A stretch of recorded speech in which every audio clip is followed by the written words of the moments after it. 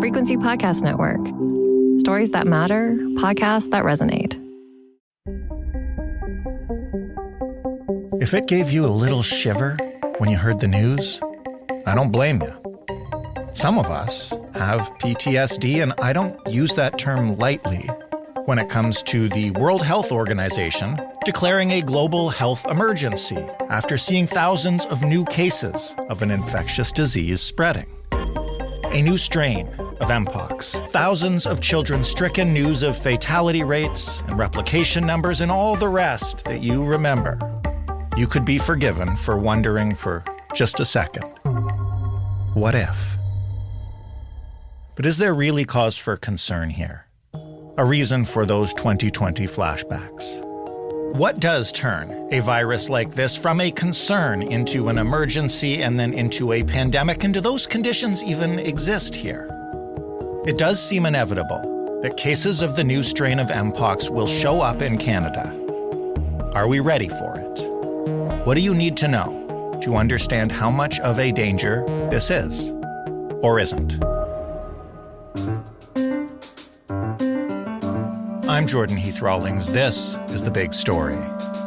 Dr. Jason Kindrachuk is an assistant professor in Medical Microbiology and Infectious Diseases at the University of Manitoba. He is also the Canada Research Chair in the Molecular Pathogenesis of Emerging Viruses. Hello, Dr. Kindrachuk. Good morning. Thank you for finding some time for us. It's probably, I imagine, a fairly busy time in your life. Yeah, this has kind of been the way really since, 2020 and even a little bit before that. At some point, you just kind of grow used to, whatever else is going to be thrown our way. Well, speaking of what's been thrown our way, for those who managed to miss the information about this virus when, I guess it first or most recently made headlines a couple of years ago in Canada, just let us know, what is Mpox? Sure. So Mpox is actually the disease that's caused by monkeypox virus. Monkeypox virus is in the same family of viruses as variola virus. Variola is what led to smallpox. Obviously, we know that was eradicated in 1980, but it's not exclusive to those two. We also see cowpox virus and vaccinia virus there. And monkeypox virus has been circulating in Africa, in West and Central Africa for at least 50 years. That's when we identified the first human cases back in 1970. And really, in the past couple of decades, we've seen an increasing trend of infections, mostly in Democratic Republic of the Congo, which has had the greatest burden of disease across all of the endemic countries in Africa, followed by Nigeria. In a minute, we'll talk about how things have changed recently. But maybe first, you mentioned it's in the same family as smallpox. What are the symptoms and just how dangerous is it? Yeah, the kind of the knowledge of this continues to expand almost on kind of a weekly basis. If we look at this historically, up until 2022, the kind of clinical descriptions and presentation of disease was fairly straightforward. Mpox looked very much like smallpox. You had this fully disseminated lesional disease, mostly the hands, face, arms, legs, feet, and hands. And all of those lesions tended to be in the same stage of development. So, whether a lesion was just starting or was starting to crust over on your face, if you looked at one on the foot of that particular patient, the exact same thing. The different factor between smallpox and Mpox really was this kind of profound lymphadenopathy that we tended to see, which is really a swelling of the lymph nodes. We didn't see that in smallpox. And then the overall disease severity tends to be lower in Mpox. Variola virus for smallpox was up to a 30% case fatality rate. Certainly with Mpox, we've never seen anything close to that. Most areas kind of 5 to 10%, but that's pretty variable with 10 being on the very high end of things. So you mentioned it's been circulating primarily in places in Africa for almost 50 years. We saw a brief outbreak of it, some of which made it to Canada a couple of years ago. But it is now, as of last week, the World Health Organization has declared it a global health emergency. Explain what exactly that means. Yeah, it's a good question, right? So the global health emergency comes back to this idea of, the declaration of a pandemic. We no longer hear about declarations of a pandemic. The declarations are now a public health emergency of international concern. Same thing as we saw with COVID. these are events where we see basically the broad and rapid distribution of a new emerging infectious disease across many different areas of the globe. So moving out of areas where we traditionally have seen the virus and then, circulating to areas that were either not endemic or who have historically not reported cases in the past.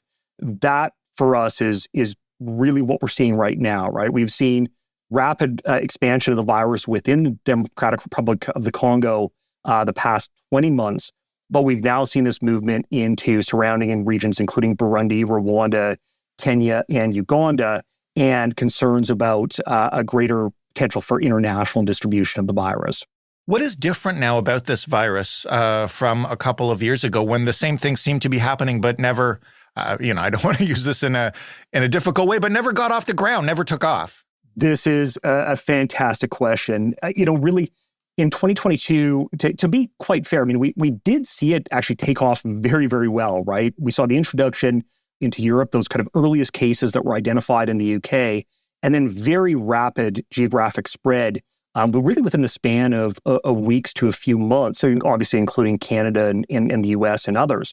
What was kind of really different about that particular outbreak was the fact that we saw cases strongly overrepresented amongst men, but also overrepresented within men amongst those that identify as gay, bisexual, or other men who have sex with men.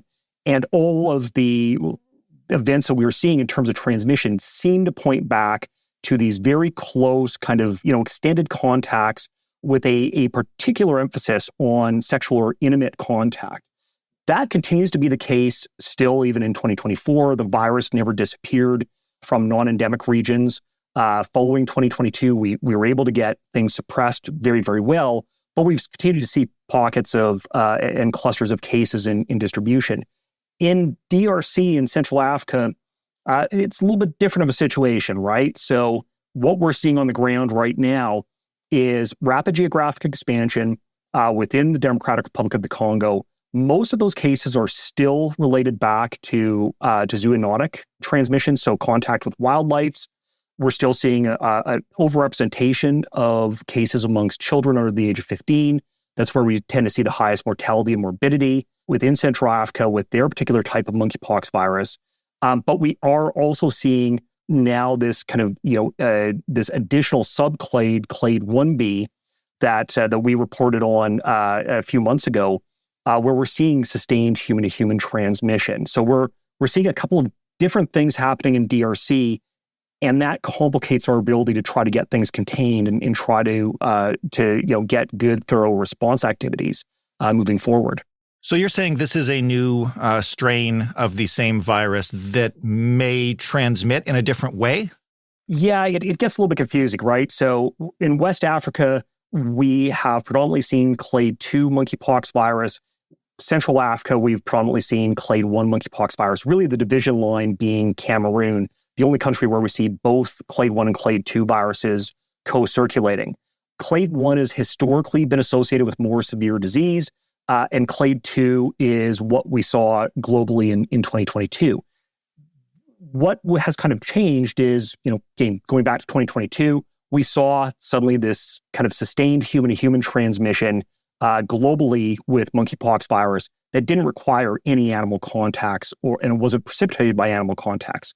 Clade 1 historically had never shown that previously. Now we're starting to see that. We've seen mutations within the virus, within a particular gene that we think is related back to an increase in sustained human-to-human transmission. So what this means going forward, we don't necessarily know, but it complicates our ability to try and get the virus contained, certainly within the complex situation within Congo.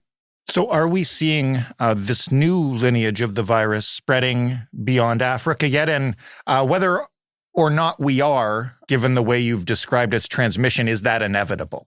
Yeah, I mean, I think the reality really going back to 2023 was, many of us that were on the ground, I think, felt that we were going to be in the situation we are in now. Certainly with the additional international spread within the African continent, I think we were very, very concerned about areas that shared adjacent borders with Congo, certainly Rwanda, Burundi, Uganda, Central African Republic, and others. The larger international piece, again, I think we were concerned about because of what we saw in 2022 with that movement of virus out of Nigeria and inevitably into global areas. I think we're in a different situation. Clade 1, Clade 1b, at the very least, we're seeing more sustained human-to-human transmission. But to be fair, from a global standpoint, certainly in high-income countries, there's vaccine available to groups that are at increased risk for infection. There's increased surveillance and diagnostic testing. But there's also a massively increased awareness amongst not only healthcare providers, but also amongst communities that are at increased risk for infection. So all those things play into our favor to identify cases quickly. We've seen that in Sweden recently last week. We will likely see additional cases, but I think the bigger question is going to be, do we see any ongoing transmission within the communities, within the areas where we see those cases being identified?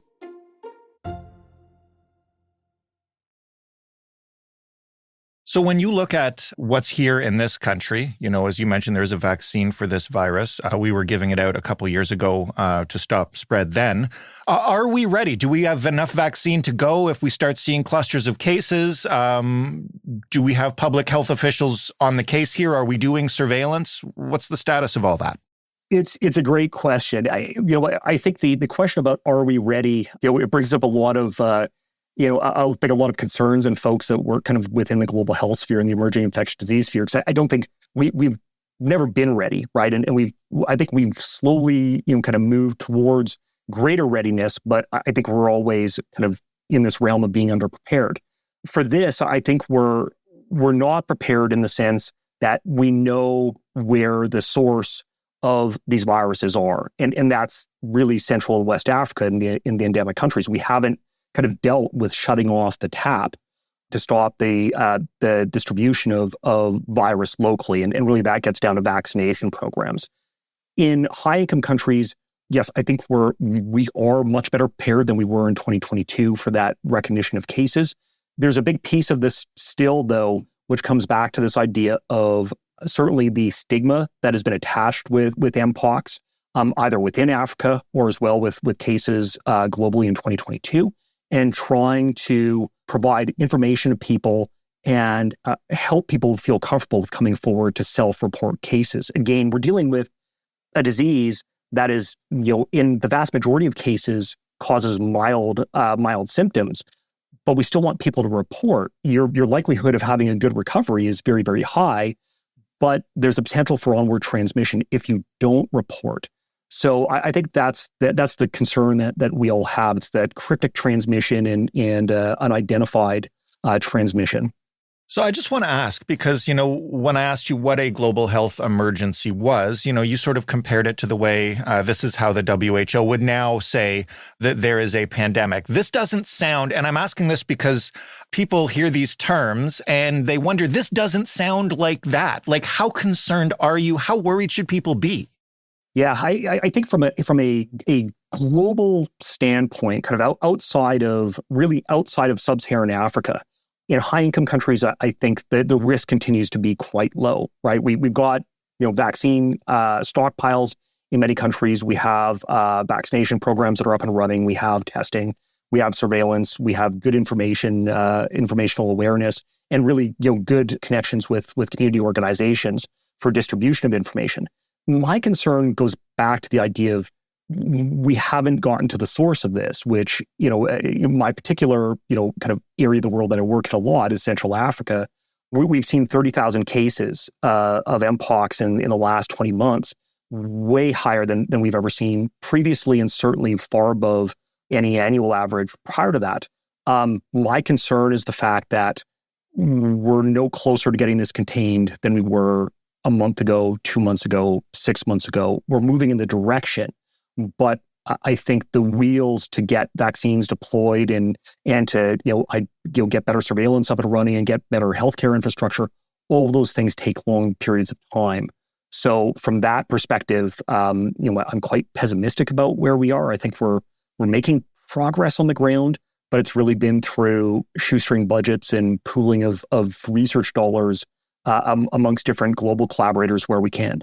You mentioned earlier that, with this new lineage, we're still sort of learning new things as we go.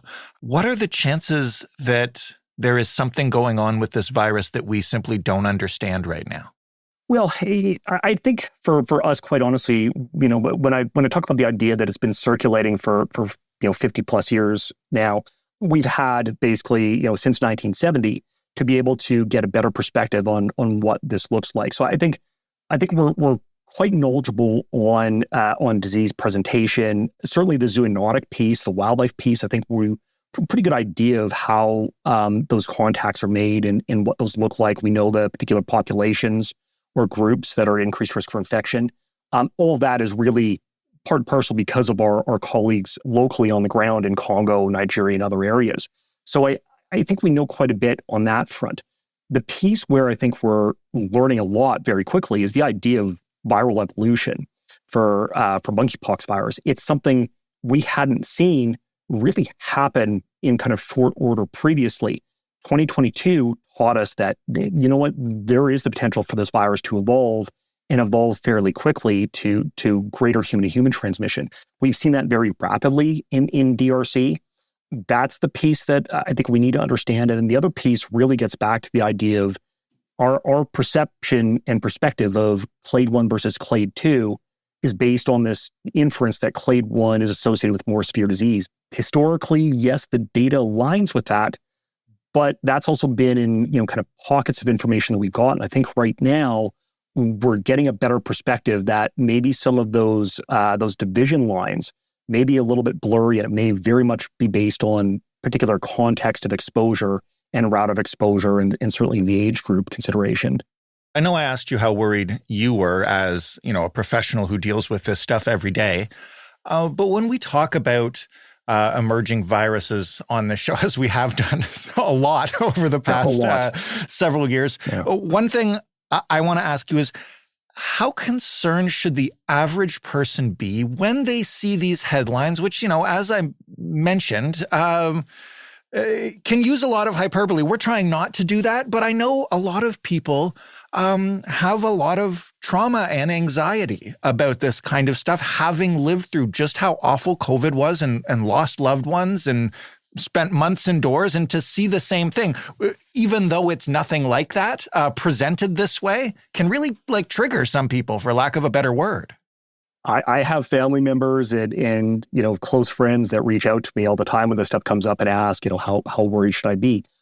Absolutely. I completely appreciate that and understand the reasons behind that. I think my perspective on this is really in high-income countries and certainly, thinking Canada very specifically, our risk for, expansive, clade 1 introduction into Canada and movement into wild animals and kids getting infected and those pieces, very, very low, right? The considerations still need to be what's happening in Congo and the moral and ethical reasons why we need to be responsive there.